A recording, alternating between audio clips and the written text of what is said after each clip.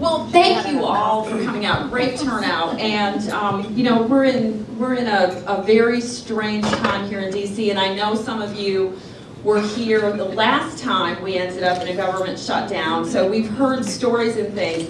You know, this morning I'm just having some coffee. My stomach's feeling a little funny, and I don't know, you know, one of the downfalls of government shutdown are the cafeterias aren't staying open quite as often, and I went to one of the vending machines and took a chance on a frozen dinner yesterday. Not sure that was the right thing to do. Tasted okay, but I think I'm starting to see the effects now. Don't know how long I was in there. The other thing, you know, I have fabulous staff, as you know, Josie, my scheduler, and Al Litton, my chief of staff, are with me.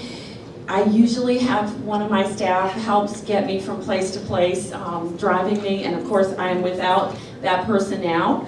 And so I am in flip-flops this morning. It's helping me again walk from place to place. Mike Kelly, if Mike Kelly picked me up on the way and said, Renee, I'm going to give you a ride over there. Are you going to Ripon? And I said, yeah. He said, okay, well then I'll get you there without you being out of breath.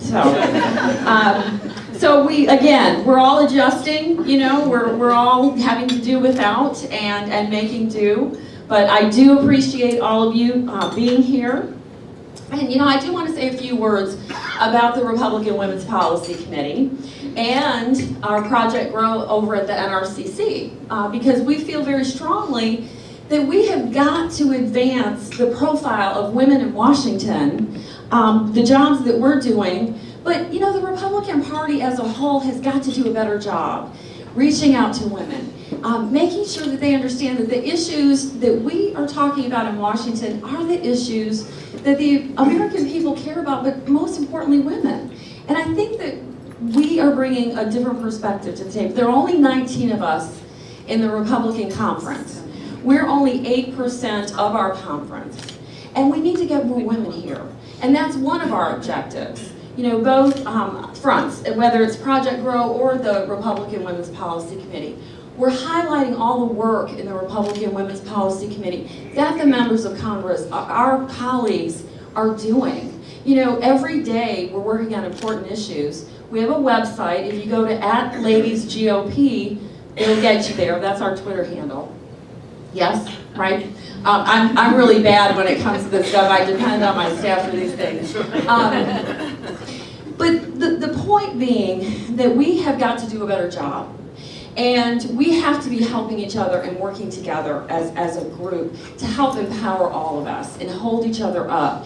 And we're there for each other. We are a great group of women that we serve with. Everyone coming from different perspectives, everyone serving in a little bit of a different way, but all just incredibly hard workers.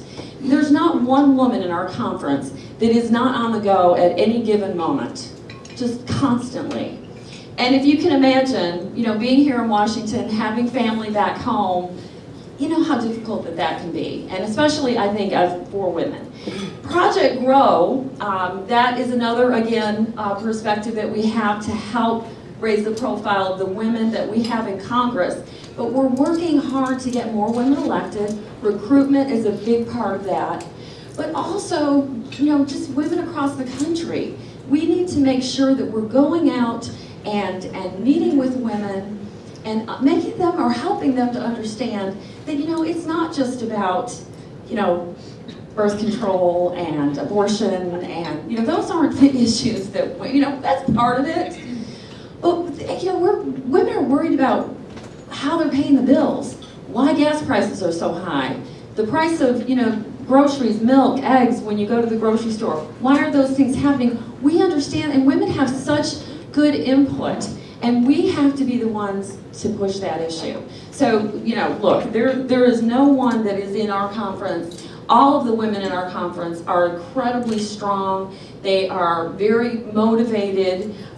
You know, there's always that competition between all of us, but at the same time, we are helping each other as well. And I think that's one of the most important pieces. We're there for each other. We fight for each other. And, you know, there again, if we don't do it, you know, we love our male colleagues, but, you know, they're not necessarily going to do it for us. So with that, I'd like to introduce first Marsha Blackburn. She is our Vice Chair on Energy and Commerce, doing a fabulous job. She's incredibly dedicated in her 6th term, representing the 7th District of Tennessee. In addition to the Energy and Commerce Committee, she's also on the Budget Committee. She's our representative for Energy and Commerce. She is actually one of the founding members of the Republican Women's Policy Committee. She and Mary Bono Mack really saw what was coming. The 2012 election, we didn't do so well with women across this country, but they saw it coming. And they said, you know what, we've got to do a better job with the women who are here, because a number of us were elected in 2010. We've got to bring everybody together. And so the Republican Women's Policy Committee was formed, and it started there. And we've been able to do, you know, a lot of work from that point on. But there again, she saw that there was going to be a need. Little tidbit of information, she is also the founding member of the Congressional Songwriters Caucus and chairs that. Didn't know that there was one. I'm learning. And also, she is a Grammy Award winner. In 2007, she was awarded the Congressional Grammy by the Recording Academy for her support of arts and intellectual property rights. Please help me welcome Marsha Blackburn.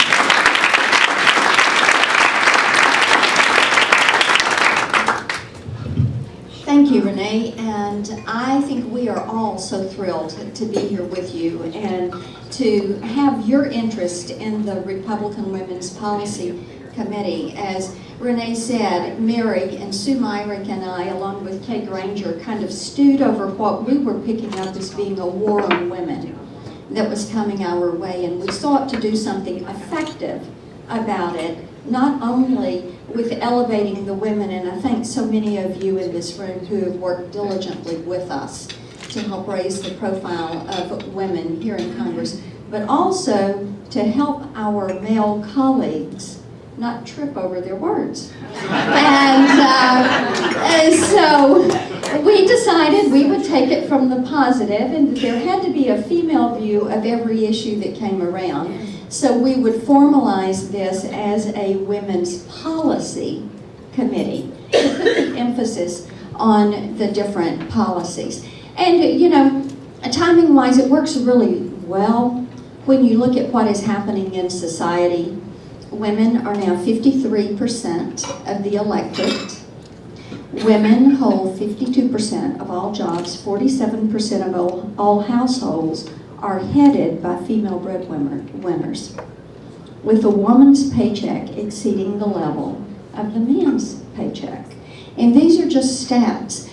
You look at new car buys. Women make over 50% of all new car purchases. And most importantly right now, when you look at who pays the family bills, 75% of all households report that the checkbook is managed by the mom, and 80% of all health care decisions are made by women. So it is imperative that we work with and help and assist through the Policy Committee and Project Grow our male colleagues who are seeking to get a footing with how they appropriately communicate in a current, concise, succinct method with all of those, their women, their female constituents. So Renee is doing an incredibly wonderful job. We are so excited with the way she is moving this forward, and we're appreciative that all of you have the interest in helping and supporting us. Thanks, Renee.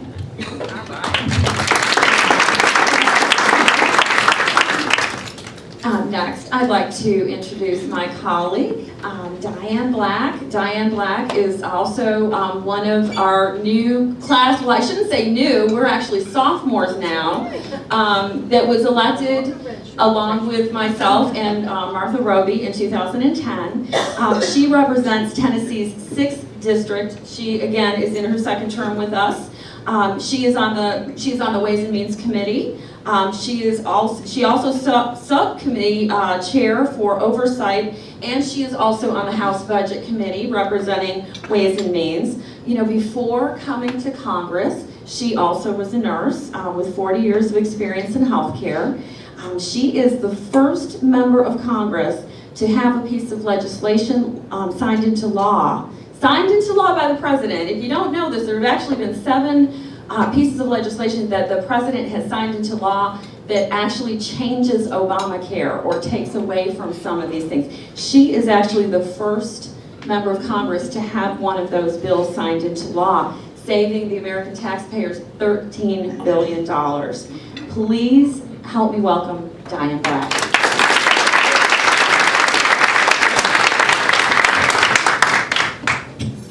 Thank you, Renee, and thank you for the job that you're doing. Thank you, Marsha, for the job that you did to plow the ground before we got here. But we have still got a lot of ground to plow. When you only have 19 members of a 233-member conference, and we have to get our voice out there and be known, because although I love my male colleagues, they do look at things a little differently. You know what? I honor that. God made us different. There are a whole lot of books that are written about men and women trying to understand one another. And so there's no surprise to that. That would also be the way as we look at policy. Our male colleagues look at it one way, and sometimes I learn things from them, and hopefully they're learning things from us.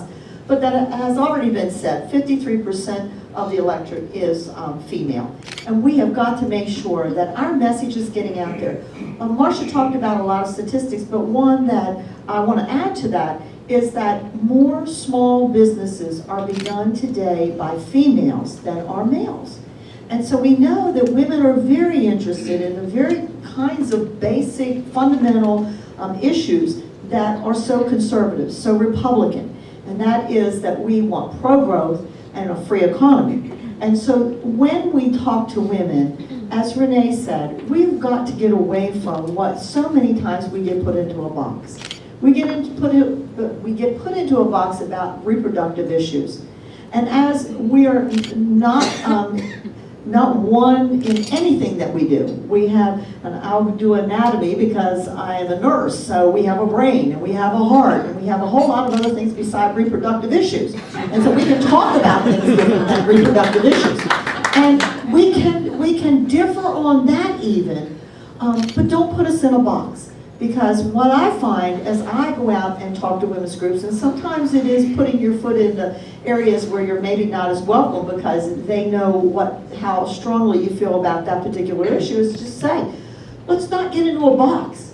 There are a whole lot of other aspects of what we can agree on and that are probably even more important to you, as has already been said, your daily life of what you have to deal with. Whether it's making a decision of how you pay for the gas and get those kids to where they need to go so that you can get to work, so that you can take care of your mom and dad who have health care needs, because women are taking care of so many things today. And we have got to make sure that message is out there. Renee is doing a great job on Project Grow. One thing I do want to add to that is that yes, we are trying to recruit good female candidates, and as Renee has always reminded me, that women have to be asked. It's not like males who normally will make that decision on their own. Women want someone to ask them, so we know that. We're finding out more about how we can get out there and ask the right women to come and join us here in this fight on the Hill. But the other thing that we're doing is we're not giving up when we find a good woman who just says, the time is not right for me, because they do make decisions differently. You know, if I have a kid that's 10, a kid that's 13, even though their husband says, go and do it, honey, I can take care of it. I've had them say to me, it's not that everything won't be okay without me being there. It's what I will miss. It's what I will miss that will make the difference.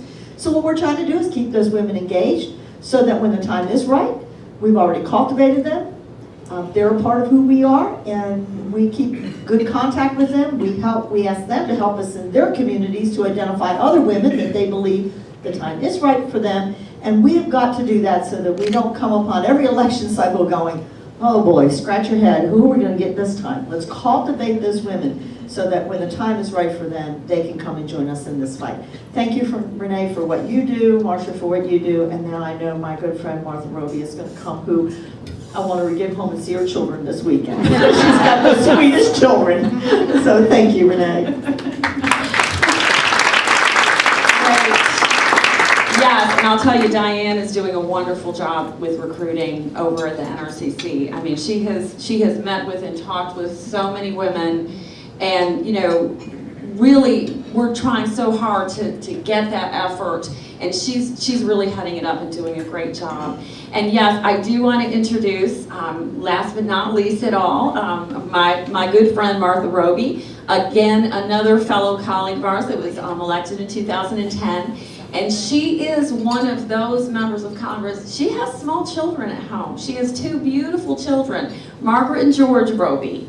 And they are absolutely adorable, but you know, there's not a day that goes by that, you know, she's I'm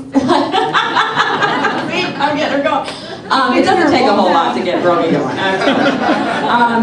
But you know, that's the thing. She didn't have to be asked though. She saw the call to act. She knew that it was her time, and she did that in her own community back home in Montgomery, Alabama. Correct? I'm not wrong in that, am I? Basically, you know, she there again saw the need to come. You were 8 weeks postpartum when you were here in Washington, correct? Yeah. She had literally had George, saw the need to run for office, and she made that decision. She and Riley Roby both said, you know what, we can do this. We can do this. We'll make it work. You know, she is she serves on the Education and Workforce Committee, and you saw one of the, you're subcommittee chair on one of the Education and Workforce Committee? On the Armed Services. On Armed Services, okay, yeah, I've got that here. I thought you did Education and Workforce too. She's on Armed Services. She does she is subcommittee chair of the Oversight and Investigation. She serves on Agriculture as well, and I mentioned Education and Workforce. Prior to Congress, she's an attorney, and she served on the city council in her hometown. There again, seeing the need to be part of her community and step up. And then there again, we were lucky enough for her to make that decision to come to Washington and serve all of you. She's doing a great job. Help me welcome my good friend, Martha Roby.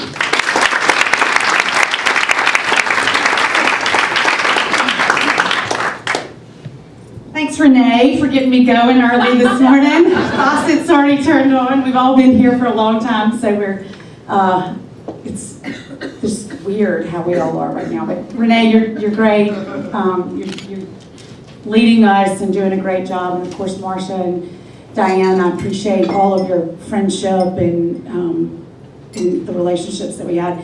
I want to just talk about a little bit more about on the recruitment side, just kind of my story, because I didn't ask permission. I was 26, Riley and I were newly married, I was practicing law, and there was an open seat on the city council. And I mean, talk about good old boys network, you know. Here comes this 26-year-old, and of course I'd grown up in Montgomery, but my last name was different. You know, nobody knew who Martha Roby was. And my husband and I decided we were gonna do this. And I just remember the comments that were made a lot of times behind my back, but sometimes to my face, you know, like it was stunning that the thought that a 26-year-old young woman had no business running for city council. Well, what I always tell young ladies is you don't have to wait your turn. You don't have to take a number and sit down and wait until somebody else tells you it's your turn. And we laugh, you know, it's not a DMV line. I mean, you know, step up to the plate. And so we've got to encourage young women to laugh in the face of the adversity of the Good Old Boys Network and say, no, I'm gonna do this. It is my turn, and I don't have to ask permission from anybody. But the other thing is the balance that comes from women believing in their minds that they have to choose between running for office and being a mom and a mother. Now, you don't have to choose, you can do both, and it's hard. I was telling the folks at my table, Margaret, my 8-year-old daughter, on her own, without any influence of her mother directly, decided yesterday that she's running for student council today, and she's giving a speech today in front of the entire student body, and she practiced for me over FaceTime last night, and while her brother was in his Spider-Man costume running around. You know, it's hard, and it rips, you know, being away from your kids is tough. But the fact that my daughter on her own wanted to be a leader in her classroom in the 3rd grade at Forest Avenue Elementary School means we must be doing something right. And so when I speak to young women and we're trying to get more women to come join us, the message is you don't have to choose. You gotta have a good support network here and back home. You've got to have people that will help you. I mean, Hillary Clinton got it right when she said it takes a village, but choose your village. Make sure you've got people around you that you want. 3 things, though, real quick, that I think that we need to take away from the last election. You know, we've all sat around in the Women's Policy Committee. What do we need to do differently to appeal to women, not only to run, but to vote? And to vote with us, and I think there's 3 things. We don't go Democrat light. We stay true to who we are, but we have to start listening. I think we don't spend enough time listening to the people that we're trying to draw in to our party and our beliefs. We've got to listen. We have to, number 2, we have to stop blaming the other side. We have to be what we are, and that's the party of ideas and solutions. And so when we go out there and we say, Obamacare's wrong, we gotta say, but here's what's right. And we have, but we have to resonate, that has to resonate more with the American people. And then lastly, I believe we have to preach beyond the choir. We all thought, everybody in this room thought we were gonna win the election. At least I did. And I think part of the reason is that we only hear each other, and we're not speaking to the people in the grocery store checkout line that may have different political views than us, but we need to engage in that conversation. I'll tell you, I did an interview for Politico, and I was saying these same things. I said, we've got to preach beyond the choir loft. And then the headline on the bottom, so they, you know, they put your picture on the bottom, and it was this awful picture, and then this big, bold quote, and it said, you know, Martha Roby says we need to preach beyond the firewall. I'm like, that doesn't make any sense. I did a telephone interview, and with my accent, and apparently this reporter does not go to church either. Because I said we need to preach beyond the choir loft, and she wrote firewall.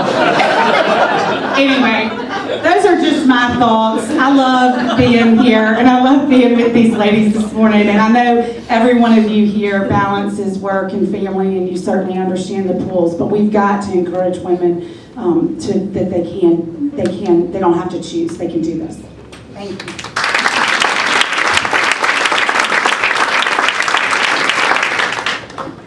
I have a couple of prepared questions, but there may be questions out in the audience. So if anyone have a question, you know, before I go into what we have, if there are other questions out there, you know, put your hand up, because I would rather hear from you if you have a question than what we have.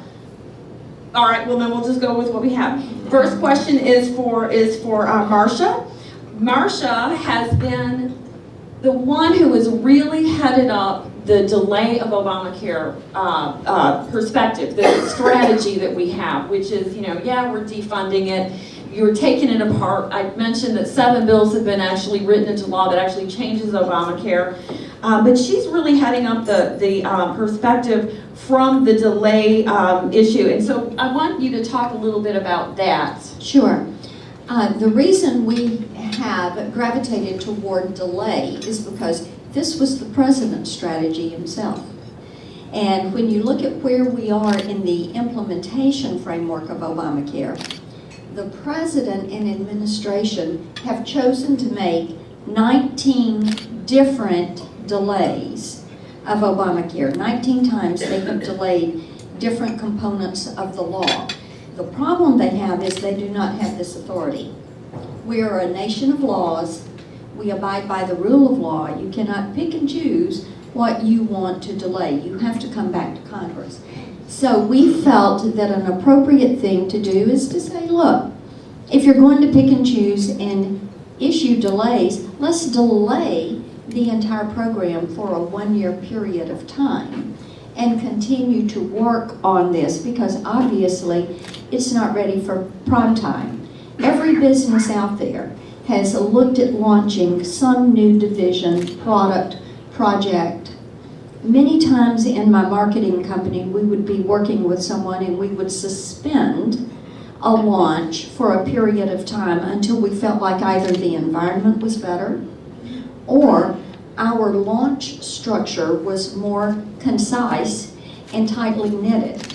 And what we have seen with Obamacare is that it is not ready for this. So that is how we came about to the process of delaying it all for a year and then beginning to segment it, delaying the employer mandate and individual mandate, delaying the device tax, which is very destructive to jobs in the economy, pardon me, and to research and development in the country. And then drawing the public's attention to the fact that the president has chosen these actions. The delays are on top of the 1,200 waivers that the president chose to give to individuals. He did waivers before he started doing delays. So we will continue to look at different components of this as we try to work through the CR, try to work through the debt ceiling, and get the federal government back open for business. Great.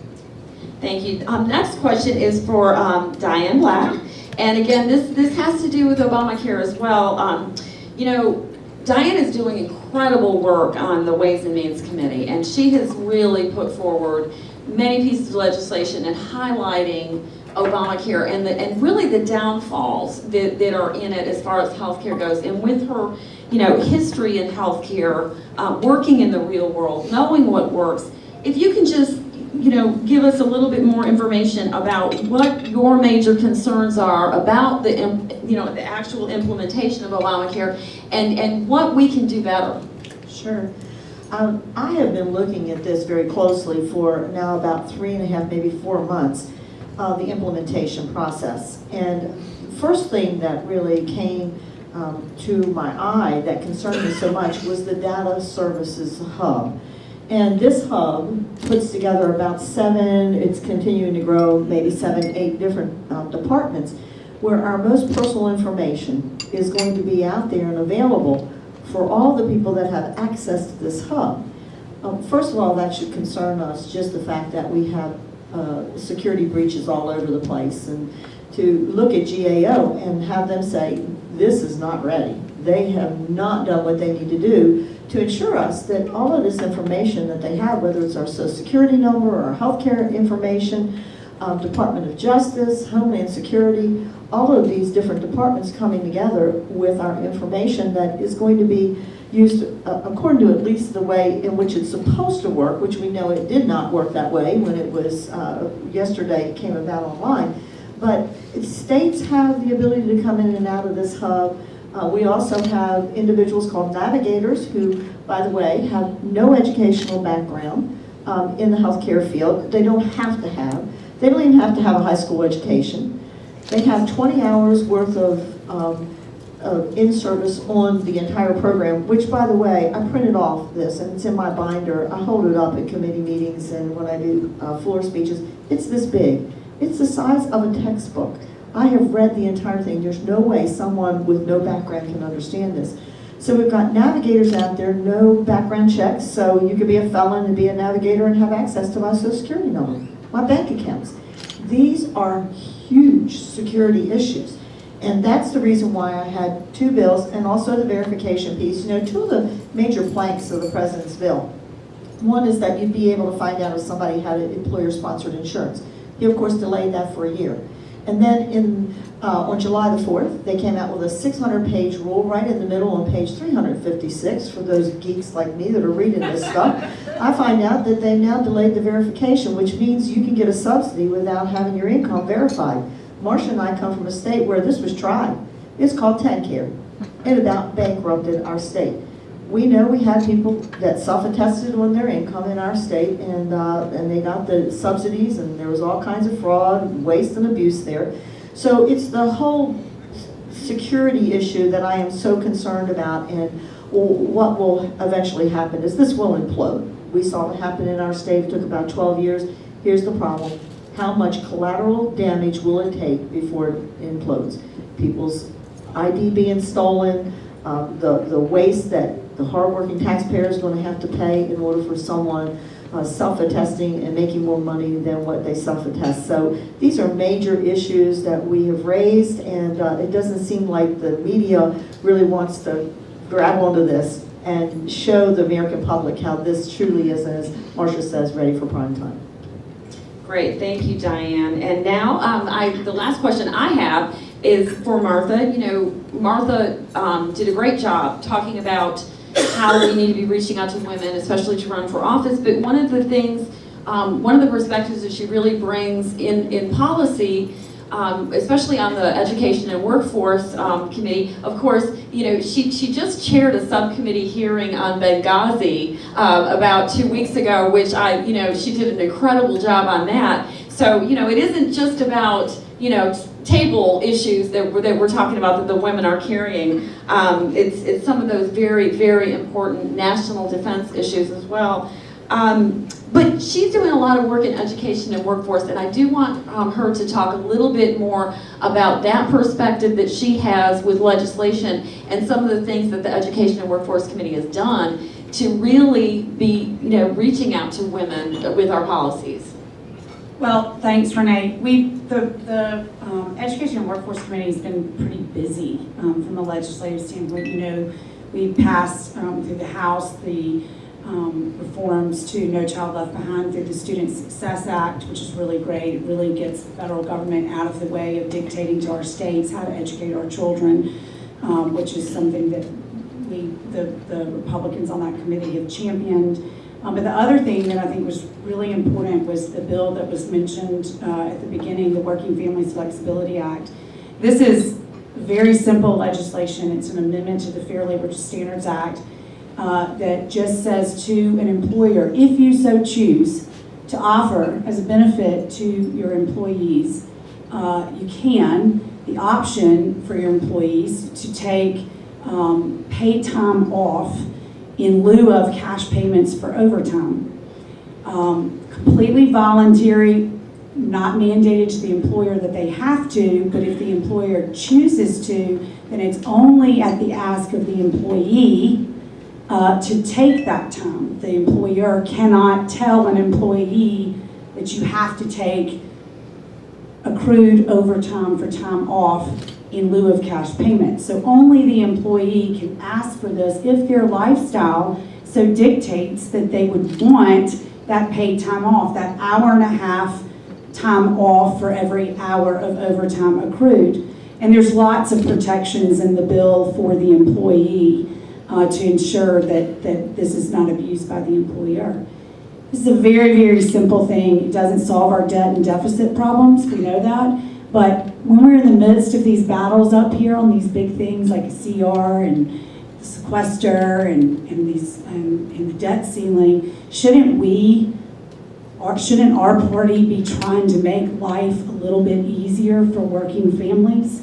We have an opportunity to do that, and under Eric Cantor's leadership on his Making Life Work initiative, this Working Family Flexibility Act came into play. So I was honored to have the opportunity to carry this bill, because as a mom with so many tugs and pulls, I understand that the hourly worker that is trying to balance an aging parent or a child, maybe just want to coach the soccer team on Thursdays, whatever it may be. We had a witness before a committee that takes a trip with her church to Nicaragua, a missions trip with her church to Nicaragua every summer, and she wants to be able to do this. The public sector has been able to do this for many, many, many years. And the point is, like so many other things, including Obamacare, if it's good enough for X, why is it not good enough for, if it's good enough for the public sector, for federal, state, and municipal employees, why is it not good enough for the hourly wage earner in the private sector? And so this is just a little thing, but it's something that we feel like could really help American families, and we actually are getting a little interest in the Senate about maybe picking up the bill that we passed in the House. So we're going to continue to push this, and hopefully maybe I'll get a bill signed into law. Well, thank you. Thank you. Thank you, Martha. Are there any other questions? Oh, I see hands going up. Yes, ma'am. Well, most important, I'd love to hear how your daughter's election turned Yeah. out. Yes. I'll put it on Twitter. How about that? Or if you can let Jim know, then he can set flags. Yeah, we will have to do that. I told her when I called her a minute ago before, I said, but here's the most important thing. If you don't win, it's just not the time. It's not God's time for you. But Margaret, just go do your best. And then my sister told her just to promise everybody free cookies in the lunchroom. I ran my first election in the 4th grade and lost, so. The other question I wanted to ask is a policy question just about pre-existing conditions. That is a very, very important issue, especially I think to women. And if you separate that one question out from the rest of this big noise, what do you hear from your constituents about that, men and women? Well, you know, what I will say, if you don't mind, I will be happy to answer that. It is a very, very important issue. This is something that we have heard consistently. The picture that you have is that only the one side cares about pre-existing conditions, you know, because that's part of the argument that we're experiencing right now is, oh, those Republicans, they don't care about pre-existing conditions. Well, in fact, I will tell you how much we care about it. One, I don't know if you realize this, but the high-risk pool at the federal level that has existed, that was actually implemented with the advancement of Obamacare, they actually took the funding from that, and when I say they, I mean the administration and the Democrats, took the funding, HHS, from the high-risk pools back in February, and they took that money now and they put it towards advertising for Obamacare. So they have literally cut people off from the high-risk pools that would cover pre-existing conditions. But one of the things that we've done, I'm a member of the Republican Study Committee, and we actually have a replacement bill, the Health Care Reform Act. We rolled it out a couple of weeks ago, and one of the issues that we deal with in it, as we have heard from the American people, as important as it is for the pre-existing conditions, we actually have a high-risk pool, $25 billion committed to this over 10 years that will help cover those individuals with pre-existing conditions until they can get a policy in place. So we are addressing the issue as well. It is very important. It does affect many individuals. Their cost for insurance is very, very high, as you know. And we want to make sure that that situation is solved too. And what we're hoping is over time, with all the other reforms that we put in place with the American Health Care Reform Act, we'll actually, over time, get rid of the issue of pre-existing conditions because we will bridge that time that Americans will have. Just a quick addition to that, as we've looked at delay, the 1-year delay in order to delay all the taxes, fees, penalties, mandates, delay the program. We did not delay the pre-existing conditions pool and the 26-year-old allowance. That's the other big issue is keeping our dependents to age 26. Personally, I would like for them to have a job of their own health care plan. But as it is right now, many are going home to live with their parents, so it unfortunately is necessary. So I saw another hand up. Yes, sir. Yes, I would have to concur. Obviously, everything you said about the Obama health care law is just not going to work, and it's going to come crashing down its own weight. But accepting that, is it good politics to try to derail it now, rather than letting it just proceed and having the American people do their verdict? And there, as you are all aware, there's historical precedent for this. There was the catastrophic health care law back about 1990, which went into effect, and the seniors went up in arms, and within a matter of months, it was repealed. So I ask that as a matter of politics rather than policy. Right. What we have to do is look at what happened in Tennessee with TennCare, Massachusetts with their blanket coverage and guarantee issue in New Jersey, and you look at the cost escalation. Obamacare started out as an $863 billion insurance access program for 40 million people. It has become, the note on it now that they gave Diane and I at Budget Committee, $2.6 trillion. And we haven't even started. Now see, we have the blessing, if you will, of a little bit of insight into what happened in our state. TennCare quadrupled in cost within 5 years. And then by the time, as Diane mentioned, you hit that 10-year mark, 35.3% of the state budget, and a Democrat governor said, we got to get people off this program and reshape it. We have gone now from that 863 to 2.6 trillion. And what we know is that once these exchanges kick off and these subsidies get out the door, and hospitals are getting less reimbursement, as are pharmacies, and as are our physicians, and you change all these policies, that you're looking at that delta of what it is actually going to cost you. The coverage provision component of Obamacare is $1.8 trillion. They are making the $600 billion of cuts in Medicare in order to stand this up. So we're looking at what would happen to the free market healthcare delivery system. And what was to have been insurance is now a nationalization of 17% of the U.S. economy. And our opinion is, and what we're hearing from so many of our companies is, let's address this early rather than letting it get away from us, or as my Nana Morgan would have said, you better get out here and nip this thing in the bud or it's going to bite you. Yeah, Diane, you probably. Just very, very briefly, I'm usually very policy oriented. If I lean one way or the other, it's going to be policy side. But I'm going to say a political thing right now. This will implode.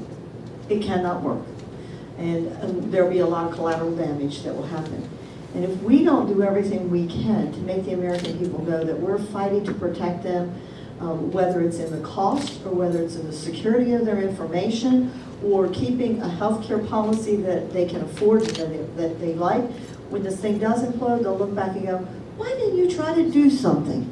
You didn't do anything to help protect me. Now my ID is stolen, I don't have any insurance, and all the costs have gone up. And I think that's why politically you got to fight for everything you can. The delay was a great piece because the president has already delayed two of the major planks of his own bill, employer mandate and the verification.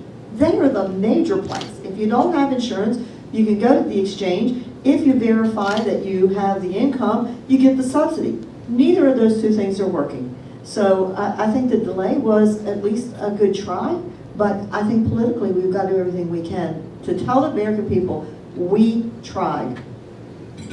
Yes. I've got a question. The press loves to play up that Republicans are divided on strategy going forward, and Democrats are united and singing out the same sheet of music, where you've got 20 or so Republicans demanding this and 12 moderates demanding this. Is it as bad as the press likes to make it out to be, or is it not as bad, and what are you doing to kind of bring all together? Anybody want to address, please? I'll tell you what I've been telling the media when they ask me this. We in our conference are really individual thinkers, but beyond that, America is very different. We are in a red state. These guys that right now are in these northeastern states, they're our majority makers. These guys are getting beat up pretty heavily. So you represent the district. And that's what they're doing when they come out and say, look, this is what my district wants. But if you look at the votes that have been put up on the board, we're together. There may be some people that fall off here or there, but we've got to honor the fact that you represent your district. That's what representation's all about. And you know the other thing in our conference that I found this even at the state level, the Democrats will follow like lemmings. I can get them behind closed doors and say, what do you think about this Social Security Disability Insurance, which, by the way, that fund goes defunct in 2016. We've got 3 years to fix it. They'll say it's horrible. Got to do something about it. And then we walk out of the back room and we get before the cameras, and I think, oh my gosh, this is a Dr. Jekyll, Mr. Hyde. He's saying something totally different than what he just said back there, because they do follow like lemmings.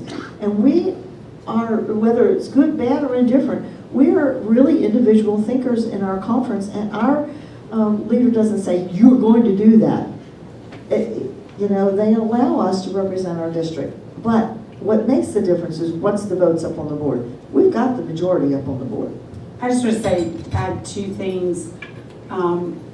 First of all, you know, I agree with everything Diane just said, but as a party, and going back to lessons learned from the last election cycle, we can disagree with each other, but we don't need to be out in front of the cameras throwing each other under the bus. There has to be that mutual respect. And if it is about conviction and representation of a district, then let it be about that. But it can't be, and this has happened too much in the past 2 years, where members of our conference have thrown other members under the bus, sometimes even by name, and we cannot have that public display of infighting. It does nothing to bring us together. The second thing is, it's my hope, I'm trying to be an optimist, that all these votes that we've put up on the board in the past 72, however many hours, that have been over 220 Republican votes, that some of these folks that have consistently been the no voters,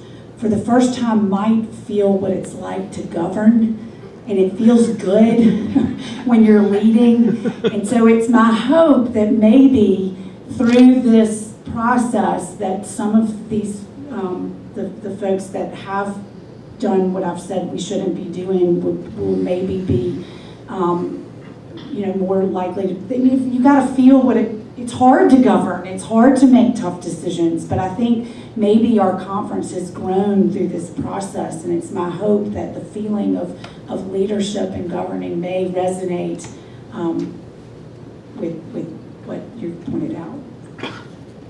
You know, I'll just expand on that too, even not so much within our own conference, but even, you know, with working with our Democrat colleagues. I know many times, you know, on the 24-hour news cycle, it looks like we're at each other. And right now, if you watch the debate going on the House floor, it definitely seems that way. But we actually all get along very well as well, you know, as well. We are very respectful. We you know, really care about each other, and you know, and I know sometimes the media doesn't reflect that, but that's also something I'd like to touch on. Here we go. Yes. I saw another hand too. Oh, sorry. So an unfair question, I know, and I asked Representative Blackburn earlier this question, which isn't fair, but what is the way out? How do we move forward as a country and get past the shutdown, get past the debt ceiling? How are we going to find a compromise, you know, to help the country from a national perspective? I'll let Marsha, as our senior member here, I'm going to let her address that. Well, and I think that's the question that everybody is wanting to know. What is the end game? And if they were a marketing client, before we started down, I would have said, this is the goal, this is the end game. Here's the goal, is to make certain that we get the federal government's out of control spending under control, and that we deal with the problems of Obamacare on the front end, because it is the driver of our growth in spending, that accelerated growth. CBO says within 10 years, it's going to be 14% of the federal budget. Now, we've got to say, this is what we're doing. The end game is reframing what we are doing right now.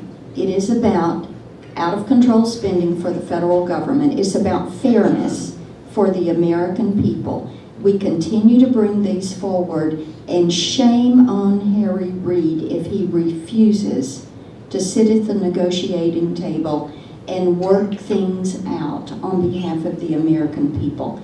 His constituents in this country deserve better than that. And bit by bit, the American people are realizing this. They expect that individuals are going to be cordial, that they are going to do their job, that they're going to do it in a respectful manner, and I think their patience will wear very thin with that after another week or so.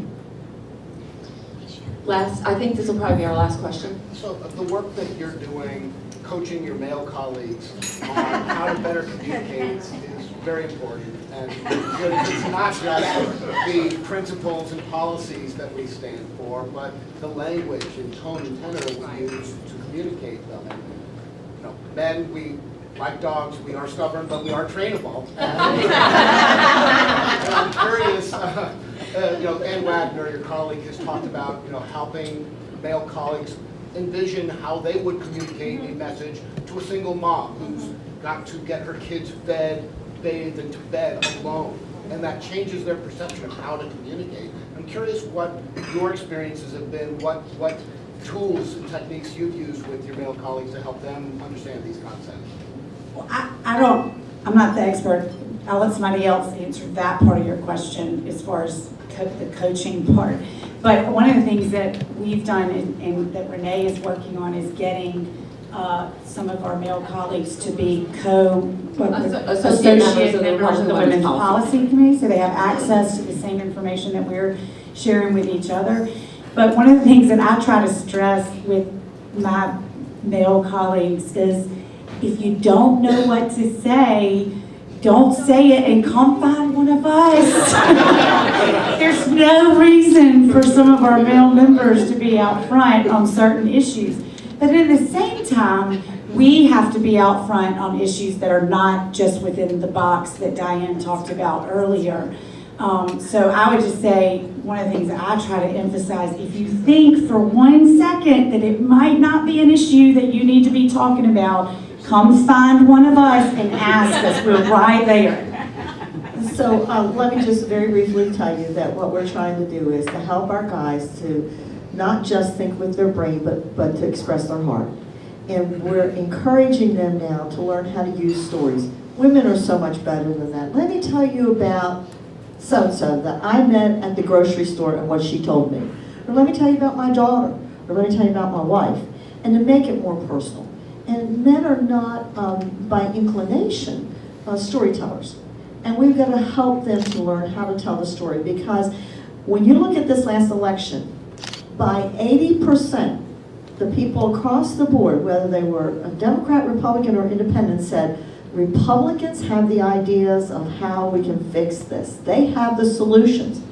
But by 80 to 20, we lost 80% by folks saying, but they don't care about me. And so if we have the solutions up here, and we can show people that it goes to here, we can win this.